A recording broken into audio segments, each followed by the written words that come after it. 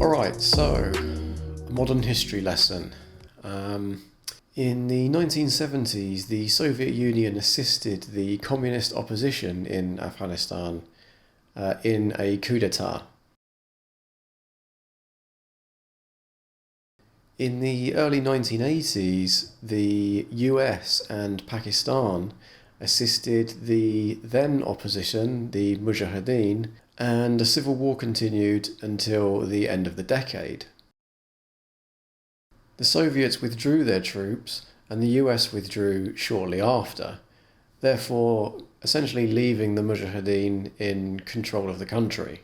In the mid-90s, the terrorist organisation, the Taliban, seized control of the country. In 2001, the US started a war in Afghanistan based on lies, alternative facts before they were cool, and they were accompanied by UK troops because reasons. The US won this war, such as winning in war is, and installed a pro-US government. The Taliban faded away for a time, but started something of a renaissance in the late noughties. So recently the US and the UK withdrew pretty much all its troops from Afghanistan, and almost immediately the Taliban seized every major city in the country and has recently taken Kabul as well. Their aim is to reinstitute the Islamic State of Afghanistan a la their rule in the 90s.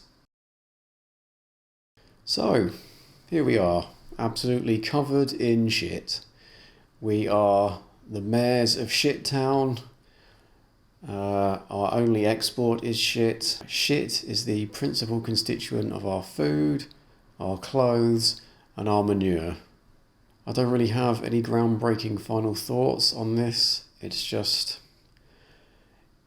it was a blight on the UK that we ever got involved in this situation, and it's still a blight that we have now abandoned the people who helped us with creating schools in the country, assisted NGOs, became guards, etc. And we're now effectively leaving thousands of these people to fend for themselves and presumably in many cases die.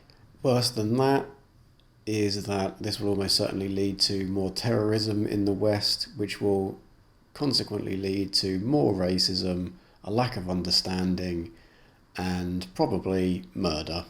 And worse still is the Afghani people didn't ask for any of this. They never did.